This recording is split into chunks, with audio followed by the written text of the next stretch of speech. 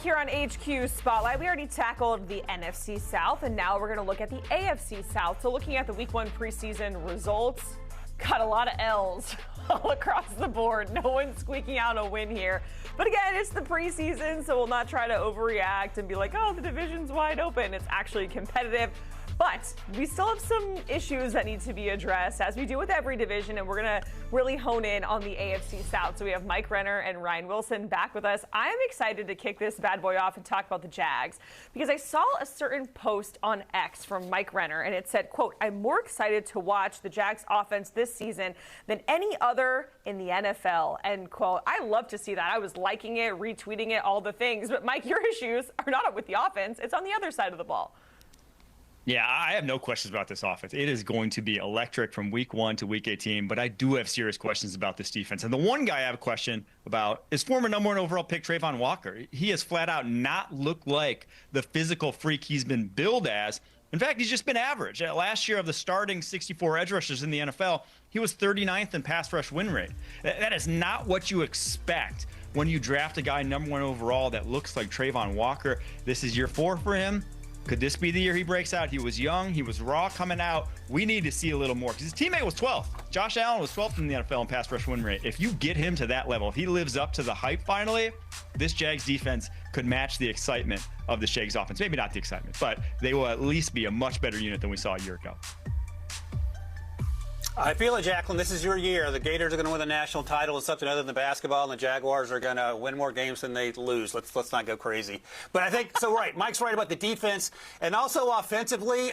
I love Liam Cohen, and I love him the more I see him, and I love James Gladstone as a young GM, because it feels like they're pulling all the right levers and hitting all the right buttons. But one of the things they need to clean up, and this is, of all the things you have to be concerned about, feels like a pretty easy one. All the silly penalties week 1 of the preseason, you're not going to sweat those. And the missed assignments, missed blocks, misalignments that we saw on both sides of the ball.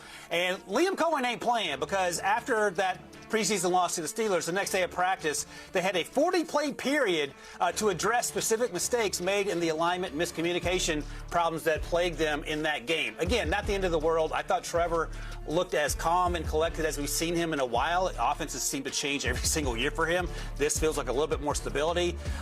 We didn't see Travis Hunter do a lot of things to blow your mind, but you saw glimpses of what could potentially be special. So there are a lot of reasons for optimism. Just clean up the tiny mistakes. And again, this is a great problem to have if you feel pretty good about your personnel otherwise.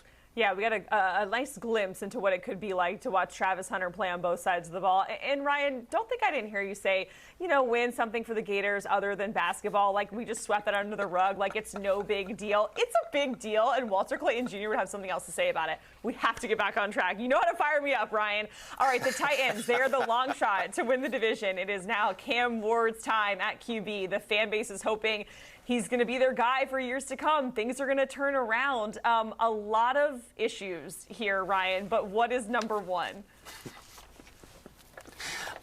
It's not Cam, and again, like almost everybody that played this weekend, he looked pretty good among the rookie and first-year quarterbacks. Had plenty of time to throw, so he wasn't under a lot of pressure. We saw the arm strength. But the injury concerns are something that have my attention. L'Jarius Sneed won't be back potentially till the first couple weeks of the season. Perhaps more importantly, and this seems silly to say, but I don't think it is, Lloyd Cushenberry, the center, may not be back. He may miss a few weeks to start the season as well. And as we talked about in the last segment, as Mike brought up, if your offensive line isn't working, it doesn't matter what else you have there. Tyjae Spears got injured in this preseason game. So they have some guys that are suffering some little injuries that won't keep them out for the year, but might keep them out for a couple of weeks. And that's a concern because, again, you're trying to rebuild a team that won just a handful of games a year ago with a year 1 quarterback, with a year 2 coach who probably already feels the pressure. So fingers crossed they get healthy, and then we can see Cam develop into the quarterback that we saw develop from Washington State to the U last year. Yeah, I'm right there with you, Ryan. The Lloyd Cushenberry injury is where my eyes are at, because this offensive line was god-awful last year. And yeah, they have Bill Callahan, amazing offensive line coach. He's not a miracle worker. What they brought in this offseason, the highest paid offensive lineman in free agency, Dan Moore Jr., but he also led the league in sacks allowed last year. Kevin Zeitler, they brought in at guard to help shore that up, but he's older than me. And I can tell you how my body feels right now. I can't imagine how Kevin Zeitler feels after over a decade in the NFL at that age. Now, the one shining light I did see in the preseason was J.C. Latham, their first rounder from a year ago, moving back to the right side where he played at Alabama. He looked awesome there. He looked comfortable. He'll have a breakout year too. But is it going to be enough? Are these additions enough to really make Cam feel comfortable back there? Because if you watched him at Miami, you know he likes holding on to that football. He's going to hold on to it till basically he takes a sack or he makes a big play. That is the game and brand of football that he plays. So to do that, usually you need that good offensive line in front of you. Have they done enough? That's what I want to see. All right, let's go to the Texans because they're going to try to win the division once again. It's a team that overcame a lot of injuries last season. And Mike, it always comes back to the O-line, and that's where we're going with the Texans as well. Yeah, it's not only the O-line, but it's also like how do they scheme around it? Because we know it's not going to be great, right? Even with the additions they've had, they have 9 guys now who are either top 2-round picks or have multiple years of starting experience. But there's a reason why some of those 9 guys were readily available to go to the Houston Texans. It's because it's not great. It ain't going to be pretty. It's how does Nick Caley, their new OC, scheme around it? Because last year, Bobby Slowick, that was his undoing, was that he did not find answers to what he knew was a problem all season long. The best OCs in the NFL, when they have those, they find answers. You get chips. You do other things. You do play action to help out your offensive line. That's what I really want to see is how do they scheme around it? Because we know this isn't going to look like the Eagles' offensive line anytime soon. Yeah, and it always comes back to the offensive line, right, Mike? Because when we talk about all the other components of an offense not working, that's typically where you start with those front 5. And we'll see what Arante Ursery looks like, their second-round pick, the right tackle out of Minnesota, who's probably going to have to start. But I'm going to take my eyes to the running game because that running attack, and I use the word attack loosely last season, was not great. And they've suffered injuries already with Joe Mixon being banged up. They did bring in Nick Chubb, and I love Nick Chubb, post-injury or otherwise. If you get 50% of Nick Chubb and you can parlay that with Woody Marks, who you traded up to get in the 3rd round, and Dameon Pierce can have a resurgence from a few years ago, and then you get Joe Mixon back, you can help C.J. Stroud out. The good news, Jacqueline, is that even though this offensive line was porous, to say the least, a year ago, and the running game was non-existent, this team still won 10 games and still won a playoff game for the second year in a row with C.J. Stroud. So I think they're going to be better than they were a year ago, but can they continue to improve both those units to do more than just win one game and then say see you later once they get to the playoffs? Yeah, and that's something that C.J. Stroud talked about with our Evan Washburn at camp, saying he was really proud of his team when it came to, always being down a lineman, all of the injuries, and still getting 10 wins and winning the division and getting to the playoffs. Finally, let's talk about the Colts here because the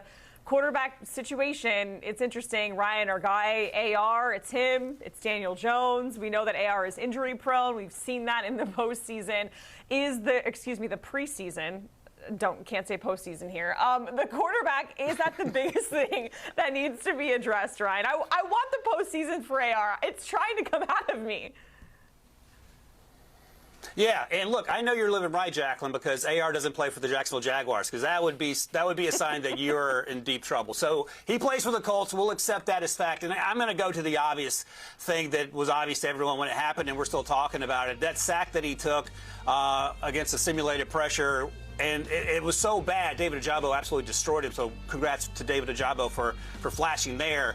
But that play was so bad from AR's perspective that the coaching staff had to come out later and say, no, he gets this right all the time in practice. He knows that he's hot to the right side and what he should do. He just didn't do it there. Still not great. Like, that's not what you want your quarterback to do heading into year 3, even though he hasn't played a lot of football. So we have to see progress. And progress is not in the form of Daniel Jones, because if it is, things have gone horribly wrong with the guy that you drafted top 5 a few years ago. So I want to see Anthony Richardson improve. He looked okay in the handful of snaps he took prior to that injury, but those are the type of plays that end seasons. He got lucky that he only got hurt and broke a finger and should be back soon. So it's got to be fixed. But we've had this conversation for what feels like 18 months now. Yeah, and the maddening thing about it is, Ryan, that for Colts fans and for football fans in general, is that the situation around Anthony Richardson is so good. Like, you cannot tell me there are not 5 better situations for a quarterback in the NFL, between their offensive line, between Jonathan Taylor, between this receiving core that goes 4 deep, between Tyler Warren at tight end now. Everything is there to succeed. So why is it still not working out with Anthony Richardson? And I will say, as much as Daniel Jones is not the long-term answer and is not a franchise quarterback, this will be the best situation he's ever had. And obviously, he led a team to the playoffs once. This team can make the playoffs with Daniel Jones. It is that good of a roster, in my opinion. But that's what makes it just so frustrating for Colts fans, is that your guy that you drafted top 5 can't even move the football with this? What are we doing here? If he can't turn around this year, you pretty much know what you got, and it's not a franchise quarterback. You know, I always say, like, Ryan, it's our guy. It's our guy. I don't know how you actually feel, but I just group you in with me as, like, an Anthony Richardson apologist. I hope you're okay with that. Mike, Ryan, we appreciate it. Absolutely. Okay. See, he's good with it. Ryan's a team player. I knew it. We appreciate it, guys. Looking at the upcoming AFC South preseason games. Again, Friday, Saturday, and Sunday kicks off with the Titans and the Falcons on Friday. And then on Sunday, we can look forward to the Jags and the Saints at 1 p.m. Eastern. All right, so the first AP poll drop for the preseason in college football, and now we have to analyze it. We are justifying the rankings with our Brandon Marcello coming up on the other side.